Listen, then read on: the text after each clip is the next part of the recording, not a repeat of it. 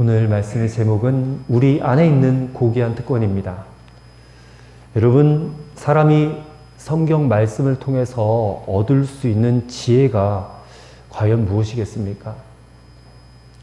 성경 말씀을 통해서 얻을 수 있는 가장 확실한 지혜가 있다면 그것은 바로 버려야 할 것을 확실하게 버릴 줄 아는 지혜입니다. 버릴 것을 버릴 줄 아는 지혜.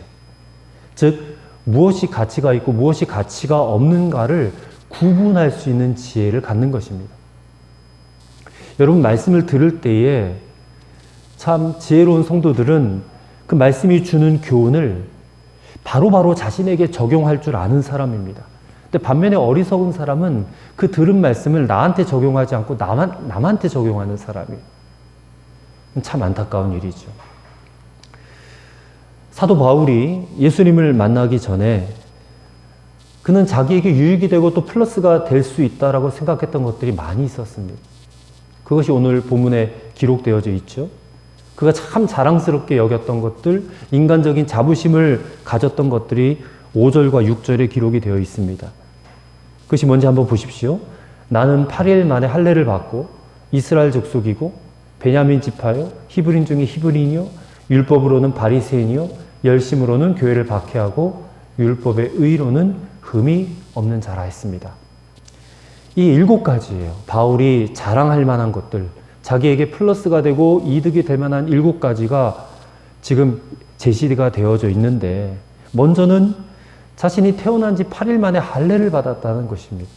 이 당시에 할례를 받았다라고 하는 것은 유대인이 된다고 한다는 표식이죠. 할례 받지 않으면 유대인이 될 수가 없습니다. 그러니까 8일 만에 할례를 받았다는 것은 나는 정통 유대인이다.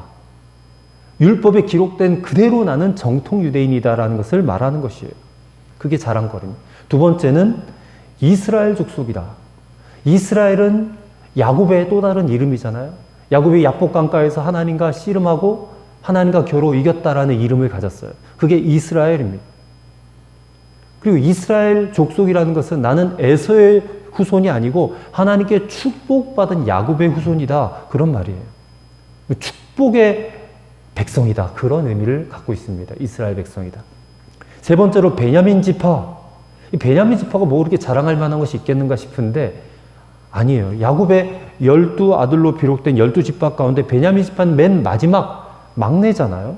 근데 이 지파에서 이스라엘의 초대왕 사울이 배출되었잖아요. 그래서 왕족이라는 거예요. 왕족의 후손이다. 베냐민 지파라는 것은. 그거를 자랑스럽게 얘기를 하는 거죠. 네 번째로 히브리인 중에 히브리인. 다른 피가 섞이지 않은 순수한 혈통이다. 라는 거죠. 사마리아 사람들은 다른 족속에 피가 섞였잖아요. 그래서 멸시하고 무시했고 개처럼 여겼는데 나는 그렇지 않다. 나는 히브리인 중에 히브리인이다. 깨끗한 혈통이다. 이것을 자랑하는 거죠. 다섯 번째, 율법으로는 바리새인이라고 했어요. 바리새인이 무슨 뜻입니까? 철저하게 구별된 존재다라는 겁니다. 구별되었다. 율법을 철저하게 지킴으로 말미암아 저 율법을 모르고 율법을 지키지 않는 사람들과는 나는 완전히 구별된 사람이다. 그래서 도덕적으로 윤리적으로 조금도 흠이 없는 그런 사람이다라는 자부심. 이게 바리새인이라는 거죠. 여섯 번째, 열심으로는 교회를 박해했다 그랬어요. 그러니까 바울이 되기 전에 사울이었을 때 자기 생각으로는 이 예수님을 믿고 따르는 저 사람들, 저 기독교인들, 유대교 입장에서 보면 이단 중에 이단이라는 거예요. 그래서 이단 척결에 적극적으로 열심을 낸 사람이었다라는 거죠. 그다음 마지막 7번째로 율법의 의로는 흠이 없는 자라 했습니다. 이것은 그가 이스라엘의 모든 전승들, 모든 규례들을 다 지켜온 그런 유대인으로서 아주 최상급에 속한다라는 그런 뜻이에요. 이 7가지 정말로 그때 당시에 어디에 내놔도 흠잡을 데 없는 그런 사람이다. 나 어디를 가도 존경받고 인정받고 대접받는 조건을 가진 사람이다. 이런 의미죠. 그런데 오늘 본문에서 바울은 무엇이라고 말합니까? 7절을 보십시오. 그러나 무엇이든지 내게 유익하던 것을 내가 그리스도를 위하여 다 해로 여길 뿐더러. 이 모든 것들을 다 해로 여긴다. 다 해로 여기는 그 이유가 어디에 있는 것인가? 그가 말한 대로 그리스도를 얻기 위해서라는 겁니다. 뒤집어 말하면 그리스도를 얻으려면 이런 것들을 다 해로 여겨야 된다라는 겁니다. 이것을 갖고 있으면서 그리스도를 얻을 수 없다라는 것이에요. 버려야 된다는 겁니다. 버려야 된다. 예수님을 다메섹에서 만나고 난 다음에 그에게 있어서 예수 그리스도는 최고의 가치가 되었어요. 최상의 가치가 되었어요. 그보다 더 귀한 것은 없어졌습니다. 그 사실을 알았어요. 발견했습니다. 그는 그리스도만이 자기가 얻을 것이고 우리 모두가 얻어야 될 것이다 라고 말을 하고 있는 것입니다. 왜 그래요? 왜 그렇습니까? 예수 그리스도만이 이 세상이 줄 수 없는 가장 고귀하고도 고상한 특권을 주시기 때문에 그래요. 그러므로 오늘 우리가 예수 그리스도를 믿음으로 말미암아 얻게 된 이 고귀한 특권, 오늘 그것이 무엇인가 우리가 함께 살펴보고자 합니다. 또 그것을 소중히 여길 수 있는 믿음의 결단을 하실 수 있는 오늘 이 시간이 되기를 바랍니다. 첫째로는요, 이 고귀한 특권이란 바로 그리스도를 아는 지식과 그 안에서 발견되는 것입니다. 자, 8절을 보세요. 또한 모든 것을 해로 여김은 내 주 그리스도 예수를 아는 지식이 가장 고상하기 때문이라. 내가 그를 위하여 모든 것을 잃어버리고 배설물로 여김은 그리스도를 얻고. 자, 여기서 고상하다라는 말이 나옵니다. 고상하다. 이 국어사전에 살펴보니까 고상하다라는 말은 인품이나 학문과 취미 따위의 정도가 높으며 품위가 있다 이런 뜻입니다. 또 몸가짐과 품은 뜻이 깨끗하고 높아서 세속되고 비천한 것에 굽히지 않는다라고 되어 있습니다. 한마디로 말해서 인격적으로 가장 수준이 높은 단계, 이게 고상하다의 뜻입니다. 그렇다면 여러분은 무엇을 가장 고상하다고 생각하고 그 고상함을 추구하고 사십니까? 내가 세상에 살면서 뭔가를 이루면, 뭔가 대단한 것을 이루면 거기에 고상함이 있으리라고 여러분 생각하세요? 내가 인격적으로 어느 정도만큼 성숙해지면 내가 고상할 수 있다라고 생각하세요?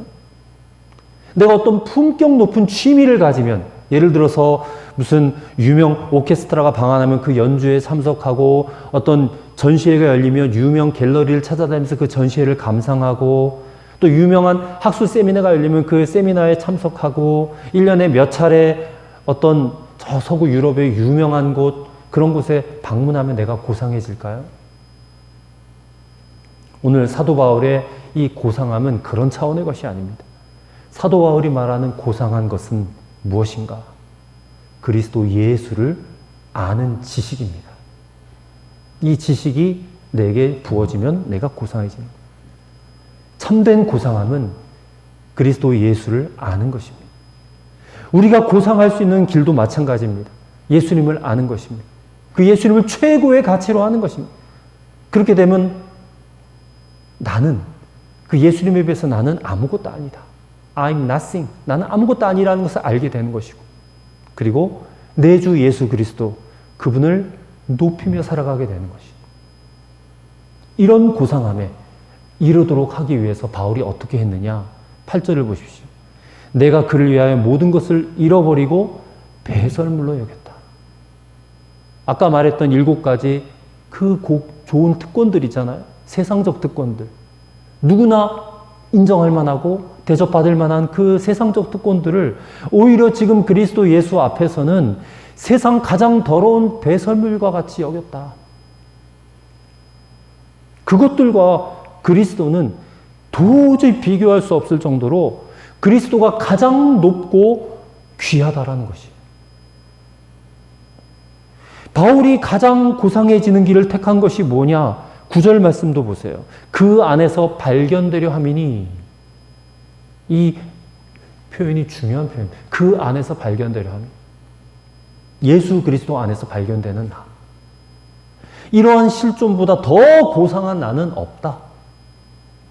선택받은 이스라엘 출신의 나, 난지 8일 만에 할례받은 나, 이스라엘 족속의 나, 베냐민 지파인 나, 히브리인 중에 히브리인인 나, 바리새인인 나, 율법의 의로는 한 점도 흠이 없는 나, 세상 모든 학문에 가장 앞장서 있는 나, 로마의 시민권을 가진 나, 그 어떤 나보다 가장 고상한 나가 누구이냐? 그리스도 예수 안에서 발견된 나라는 겁니다. 믿으시죠? 여러분 믿으셔야 됩니다. 그리스도 예수 안에 있는 나. 성경은 말씀합니다. 누구든지 그리스도 안에 있는 자는 다 하나님의 자녀가 되는 것입니다. 하나님의 자녀보다 더 높은 품격 없습니다. 하나님의 자녀보다 더 높은 고상함 여러분 없습니다. 이 사실을 여러분 믿으시기를 바랍니다. 그러니까 저와 여러분은 그 어느 누구보다 가장 고상한 자들이에요. 세상적인 어떤 고상한 취미를 가진 사람들 부러워할 것 없습니다. 그들은 그냥 거기에 그 한계에 묶여있는 사람들, 그 시선에 묶여있는 사람들, 우리 그거 비교할 것도 없고 거기에 우리가 부러워할 것도 없습니다. 내가 오늘 그리스도 예수 안에 있으면 나는 고상한 사람. 그리스도 안에서 발견되는 자들이기 때문에 그렇습니다. 그러니 여러분이 부하든 가난하든 건강하든 병들었든 여러분이 그리스도 안에 있기만 한다면 고상한 자들이 된 것을 믿으시길 바랍니다. 예수님께서는 십자가의 사랑으로 저와 여러분을 사랑해 주셨습니다. 그리고 품어주셨습니다. 그리고 그 어느 누구도 우리를 그 사랑에서 끊어낼 자가 없습니다. 아무도 끊어낼 자가 없어요. 든든하게 우리를 품어주시고 안아주고 계시다라는 것입니다. 오늘 저와 여러분에게 있어서 그리스도는 결코 빼앗길 수 없는 최고의 가치 있는 분이시라는 것을 믿으시기를 바랍니다. 이 가치 있는 분을 무가치 있는 그런 분으로 생각하는 그런 어리석은 자가 되면 안 돼요. 그런 신앙인이 돼서는 안 됩니다. 그건 참 모순적인 신앙이지 않습니까? 오늘 사도 바울처럼 저와 여러분에게 있는 이 세상적인 어떤 세속적 가치들이 있지 않습니까? 우리에게도. 근데 그것을 정말로 해로 여기고 배설물처럼 여길 수 있는 그 정도로 예수님을 여러분 깊이 알아가는 그런 지식이 있으시게 되기를, 그리고 그분의 사랑 안에서 발견되어지시기를 주의 이름으로 간절히 축원합니다. 두 번째로 고귀한 특권이란 그리스도를 얻는 것입니다. 그리스도를 얻는 것입니다. 성 어거스틴이라는 우리 기독교의 아주 유명한 성자가 있었습니다. 근데 어느 날 밤 이분이 주님을 간절하게 사모하는 마음으로 기도하다가 잠이 들었습니다. 꿈결에 사랑하는 주님을 만났습니다. 주님께서 어거스틴에게 이렇게 말합니다. 사랑하는 내 아들아, 너는 나에게 무엇을 원하느냐? 우리 같으면 원하는 거 쫙 말했을 텐데 어거스틴은 아주 유명한 말을 했습니다. 주님, 저는 아무것도 원하지 않습니다. 저는 다만 주님만을 원합니다. 주님 자신만을 원합니다. 이런 유명한 고백을 했다는 것입니다. 주님만을 원합니다. 여러분도 이와 같은 상황이 딱 닥친다면 뭐라고 대답하시겠습니까? 저도 주님만을 원합니다.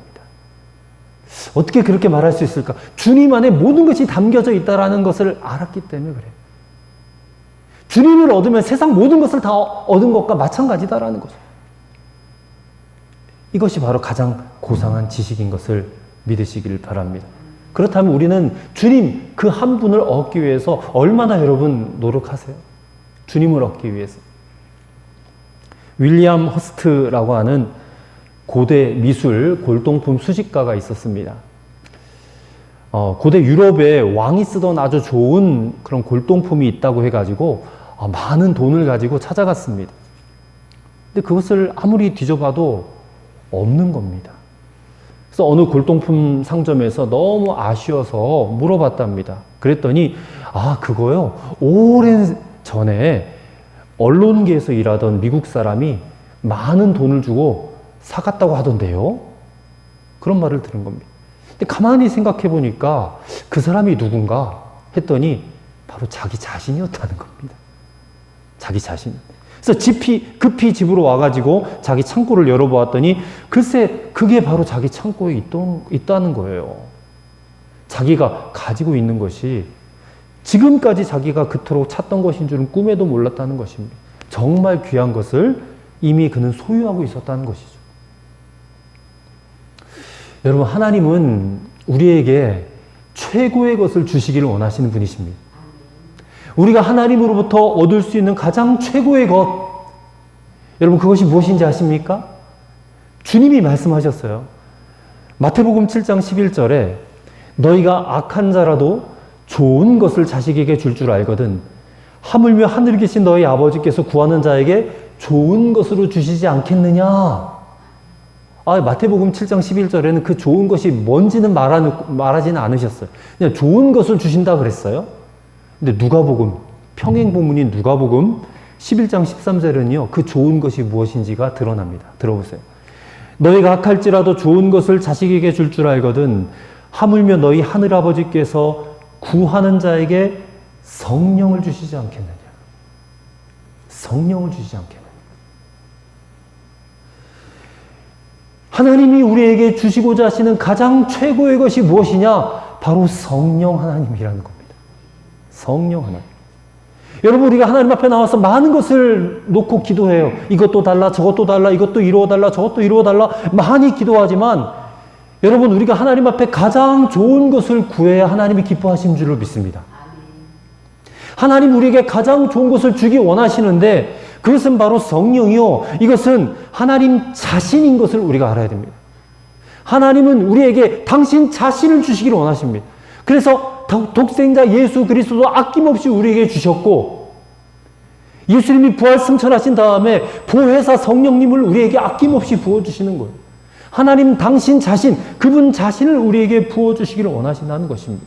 그리고 그것은 이미 우리가 예수님을 믿을 때 예수님을 나의 구주, 나의 하나님, 나의 왕, 나의 주님으로 모셔드릴 때에 이미 우리에게 주셨습니다. 믿는 자에게 거저 주신다고 하셨어요. 믿는 자에게. 우리는 이미 우리 안에 이 귀한 보물을 품고 살아가는 존재라는 것입니다. 여러분 믿으십니까? 그 보물이 바로 하나님 자신이라는 겁니다. 예수 그리스도도 하나님 본체이십니다. 성령님 하나님의 영이십니다. 우리는 그분을 마음에 품고 살아가고 있는 거예요. 그분은 우리가 믿을 때 그분 스스로 우리에게 당신 자신을 내어주셨다 이 말입니다.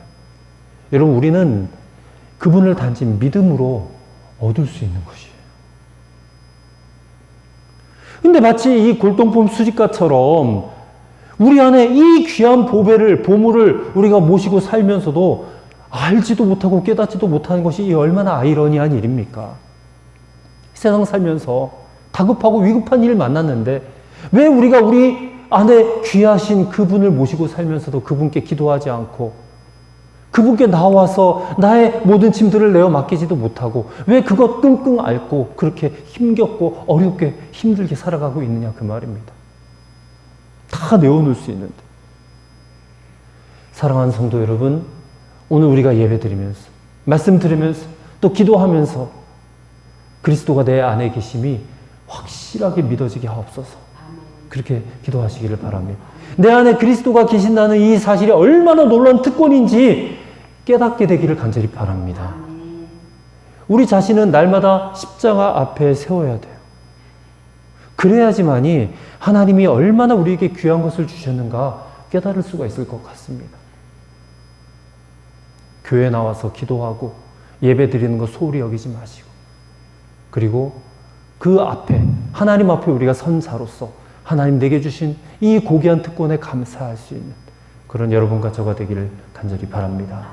세 번째로 고귀한 특권이란 그리스도 안에서 날마다 새로워지는 것입니다. 새로워지는 것.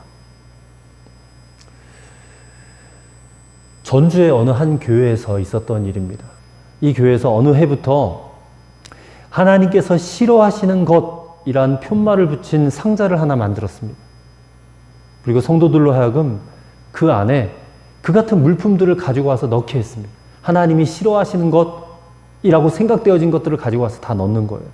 그러자 성도들의 집안에서 나온 것들인데 엄청난 것들이 수집이 되더랍니다. 뭐 고급 양주로부터 시작해서 외설 테이프, 뭐 추잡한 액세서리, 불량 서적, 뭐 담배, 뭐 이런 것들이 그냥 교인들의 집에서 손에서 나온 것들이 거기에 다 쌓였어요.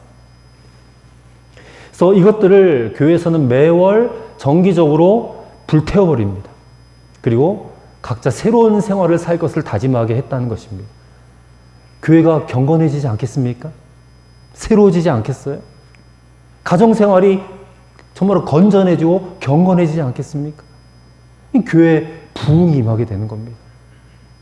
여러분, 우리 안에 가지고 있는 이 하나님이 싫어하실 만한 것들이 깨달아지는 것만 버려도 여러분, 우리 인생에 놀라운 변화가 일어나고 놀라운 부흥이 일어난다는 사실을 믿으시기를 바랍니다.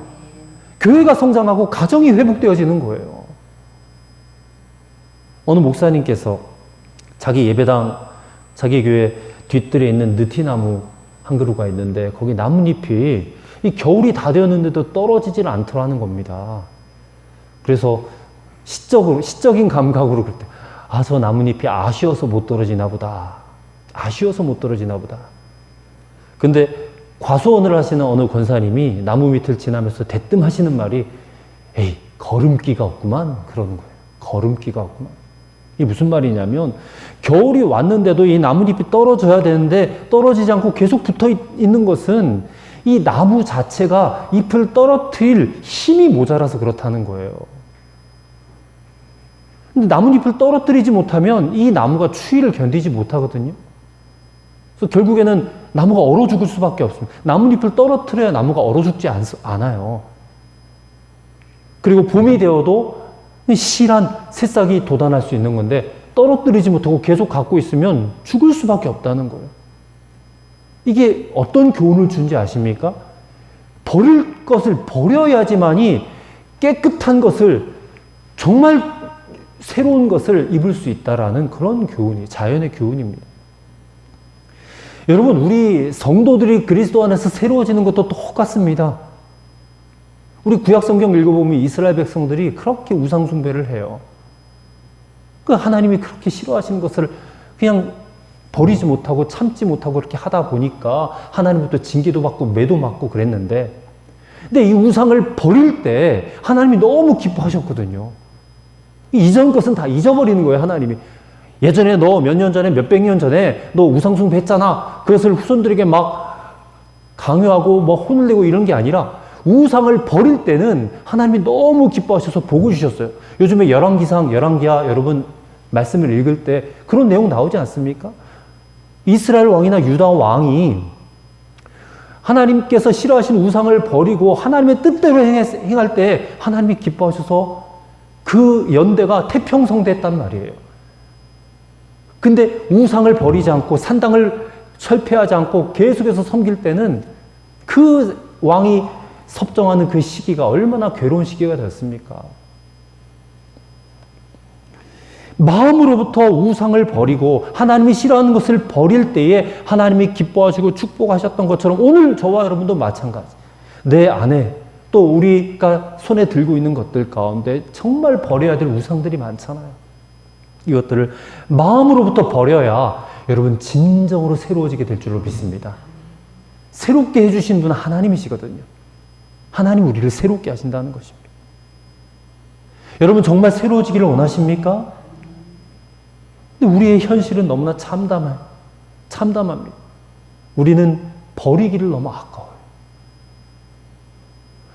여러분 오늘 이 시대의 우상이 무엇입니까? 우리가 갖고 있는 우상이 무엇입니까?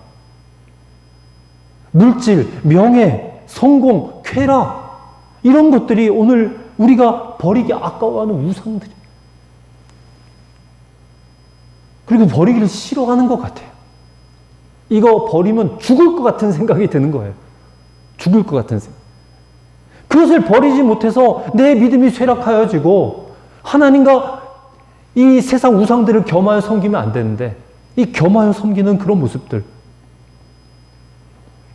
근데 여러분 진정으로 그것을 버릴 때에 우리는 진정으로 자유함을 얻을 수가 있고 우리가 그것을 진정으로 버릴 때에 진정으로 더 좋은 것을 얻을 수 있다는 것을 여러분 잊지 마셔야 됩니다. 사도 바울이 그렇게 살았잖아요. 그렇게 했잖아요. 1931년 미국의 한 보험회사에서 일하던 사람이 있었습니다. 근데 이분이 라디오 공개 방송에서 노래를 할 수 있는 기회를 얻게 되었답니다. 노래를 쫙 했는데 장내가 조용해졌대요. 사람들이 그에게 박수갈채를 보냈습니다. 저음의 바리톤 가수였던 것 같아요. 청중을 매료시켰습니다. 갑자기 라이징 스타가 됐어요. 뜨는 스타가 됐습니다. 방송 계약 제의가 물밀듯이 들어와요. 출세와 돈이 보장된 스타의 길이 열린 것입니다. 근데 그럼에도 불구하고 이 사람의 마음에 두려움이 밀려들어와요. 그래서 조용히 머리 숙여 하나님께 기도합니다. 똑같은 시간에 그의 어머니도 그를 위해서 기도합니다. 이 아들이 출세길이 열렸는데 기도하는 어머니의 마음에는 기쁨이 없습니다. 그는 아들이 날마다 앉아있는 책상 앞에다가 조그마한 메모를 갖다 붙여놓았습니다. 그 아들이 보니까 이 어머니가 자주 암송하던 밀러라는 부인의 성시였습니다. 근데 그 성시의 가사를 읽다가 이 아들의 눈에 뜨거운 눈물이 흘러내리기 시작했습니다. 마음속에서 멜로디가 막 솟구쳐 오르는 거예요. 즉시 종이와 펜을 꺼내서 작곡을 하기 시작했습니다. 그 성시에다가 곡을 붙인 거예요. 그 성시가 무엇인지 아십니까? 주 예수보다 더 귀한 것은 없네. 이 세상 부귀와 바꿀 수 없네. 영 죽을 내 대신 돌아가신 그 놀라운 사랑 잊지 못해. 세상 즐거움 다 버리고 세상 자랑 다 버렸네.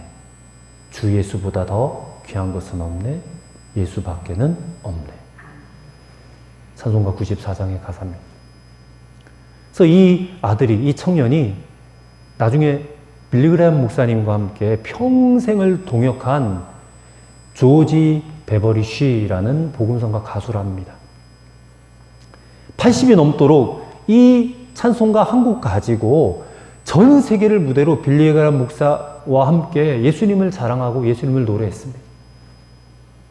1983년 암스테르담 세계교회 지도자 대회 때 이 80이 넘은 조지 베버리 쉬가 이 찬송을 불렀어요. 그때 세계 모든 교계 지도자들 5천여 명이 그냥 일어나가지고 기립박수를 이 80이 넘은 가수에게 보냈어요. 이 박수가 다 끝난 다음에 그가 남긴 한마디 말이 장례를 숙연하게 만들었답니다. 뭐라고 말했냐면 감사합니다. 그러나 저는 여러분이 주신 이 박수갈채와 그리스도를 바꾸지 않겠습니다. 그러고 사라져버렸대요. 여러분, 저와 여러분이 진정으로 그리스도 안에서 새로워지기를 원하십니까? 그럼 여러분이 버릴 것과 그리스도를 바꾸지 마시기를 바랍니다. 그리고 버릴 것을 버려야지만이 진짜 좋은 것, 그리스도가 내 것이 되어지는 것입니다. 같이 가져갈 수는 없어요. 겸할 수는 없습니다.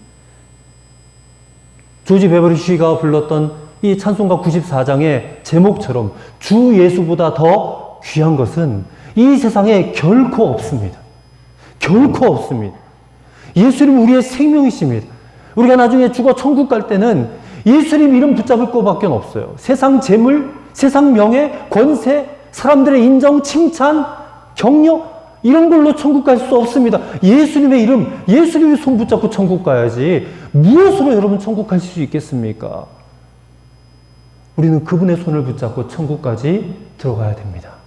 평생 그분의 손을 놓으면 안 됩니다. 그분이 복의 근원 되십니다. 우리가 찬송할 때뿐만 아니라 저와 여러분 평생의 삶의 순간순간마다 이 고백이 정말로 실제의 고백이 될 수 있게 되기를 주님의 이름으로 간절히 부탁을 드립니다. 주 예수님보다 더 귀한 건 없습니다. 예수님 한 분이면 충분합니다. 정말 그렇습니다. 아멘이시죠? 기도하겠습니다. 주 하나님, 정말 주 예수님보다 더 귀한 것은 없습니다. 그것을 우리의 삶으로 증명하며 살게 하여 주옵소서. 예수님을 아는 그 지식의 고상함을 가장 귀하고 가장 소중히 여기며 살게 하옵소서. 그리고 내가 그리스도 안에서 발견되는 기쁨을 오늘 허락하여 주옵소서.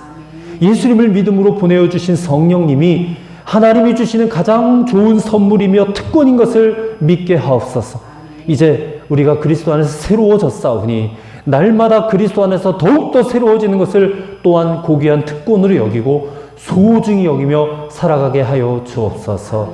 이제 우리 인생의 가장 귀한 가치를 주 예수님께 두며 살게 하여 주옵소서. 예수님 이름으로 기도하옵나이다. 아멘.